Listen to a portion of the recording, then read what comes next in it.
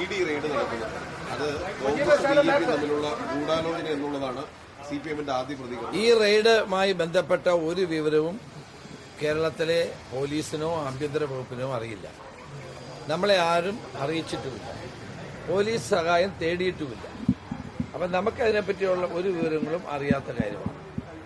അപ്പം അത് ED-യുമായി ബന്ധപ്പെട്ട ഉദ്യോഗസ്ഥന്മാരോട് നിങ്ങൾ ചോദിക്കണം. കേരളത്തിലെ പോലീസിനോ ആഭ്യന്തര വകുപ്പിനോ ഇത് സംബന്ധിച്ച് ഒരു വിവരങ്ങളും കൈമാറിയിട്ട് ഞങ്ങൾക്ക് അറിയത്തുമില്ല എന്താ സംഭവം എന്നുള്ളത്. അല്ല, ഇന്നലെ CM ഡൽഹിക്ക് പോകുന്നു, CM പ്രധാനമന്ത്രിയെ കാണുന്നു, പിന്നാലെ റെയ്ഡ് എന്നുള്ളതാണ്. അതായത് കൃത്യമായിട്ട് അത്തരത്തിലൊരു ആസൂത്രണം ഉണ്ട് എന്നുള്ളതാണ്. CM-ന് പിന്നെ മുഖ്യമന്ത്രിയായി ചാർജ് എടുത്ത ശേഷം ഡൽഹിയിൽ പോയി പ്രധാനമന്ത്രിയെ കാണുന്നത് ആവശ്യമായ കാര്യമല്ല, കേരളത്തിന്റെ ആവശ്യമല്ല. പിണറായി വിജയൻ മുഖ്യമന്ത്രിയായിരുന്നപ്പോൾ എത്രയോ തവണ പോയി കണ്ടു.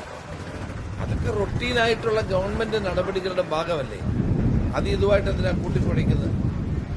അപ്പോൾ അത് എന്താണ് ആ രാഷ്ട്രീയ ഉദ്ദേശം എന്താണെന്ന് എല്ലാവർക്കും മനസ്സിലാവുമല്ലോ. എനിക്ക് അത് മാത്രമേ അതിനെപ്പറ്റി പറയാം. അല്ല, ഞങ്ങൾക്ക് അതിനെപ്പറ്റി ഒരു അറിവുമില്ല, ഞങ്ങളെ അറിയിച്ചിട്ടുമില്ല. കേരള പോലീസിന്റെ സഹായം തേടിയിട്ടില്ല. അവർ കേന്ദ്ര സേനകളുടെ സഹായമാണ് തേടിയിട്ടുള്ളത്.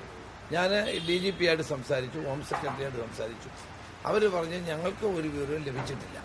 നമുക്ക് ഇതിനെപ്പറ്റി ഒന്നും അറിയത്തില്ല. എന്താ BJP വിരുദ്ധ നേതാക്കളെ അറ്റാക്ക് ചെയ്യുന്ന സമീപനം ദേശവ്യാപകമായിട്ടുണ്ട്. അത് നേരത്തെ കോൺഗ്രസ് പല സംസ്ഥാനങ്ങളിൽ അല്ല, ഇവിടെ ഇപ്പൊ ഇത് ഒരു സ്ഥിരം പല്ലവിയാണ്. കോൺഗ്രസും BJP-യും ചേർന്ന് ആ സ്ഥിരം പല്ലവിയൊക്കെ ജനങ്ങൾക്ക് അറിയാവുന്ന ആളുകൾ.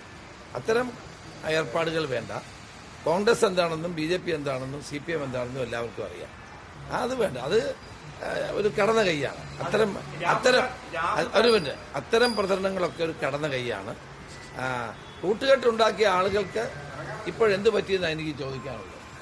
എവരാണ് കൂട്ടുകെട്ടുണ്ടാക്കിയിരുന്നത്? എവർക്ക് തമ്മിലായിരുന്നു ഏറ്റവും വലിയ ബന്ധം. CPM-ഉം BJP-യും തമ്മിലായിരുന്നു ഏറ്റവും വലിയ ബന്ധം. ഇപ്പൊ ആ ബന്ധം എങ്ങനെ പൊളിഞ്ഞു, എന്ത് സംഭവിച്ചു എന്നുള്ളതാണ് ജനങ്ങളോട് പറയുന്നത്.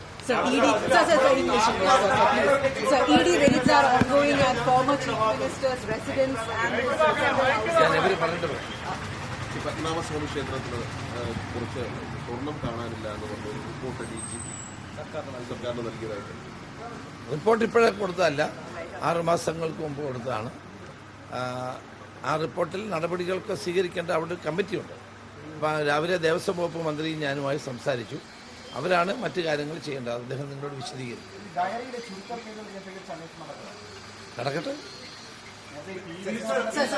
ജനറൽ സെക്രട്ടറി പറയുന്നത് ഇപ്പോൾ അവരിൽ നിന്ന് വലിയ പണം വാങ്ങിയവർ ഇപ്പോൾ സർക്കാരിലുണ്ട്. അപ്പോൾ നേരത്തെ വന്ന ആദായ നികുതി രേഖയിൽ വന്ന് ചുരുക്കെഴുത്തൊക്കെ വെച്ചിട്ടാണ് പറയുന്നത്. താങ്കളെയും PK ഉദ്ദേശിച്ചുകൊണ്ടാണ് ദേവിയും ബ്രിട്ടാസും ഒക്കെ പ്രതികരണം നടത്തുന്നത്. അല്ല, ഞാൻ എന്റെ കാര്യം നേരത്തെ വിശദീകരിച്ചിട്ടുള്ളതാണ്. ഞാൻ KPC പ്രസിഡന്റ് ആയിരുന്ന കാലത്തെയാണ് നേരത്തെ പറഞ്ഞിട്ടുള്ളത്. അതുകൊണ്ട് ഇത്രയും കാലമായിട്ട് ഏത് അന്വേഷണം നടക്കുന്നതിന് ഞാനെതിരായിരുന്നില്ല. ഇപ്പോഴും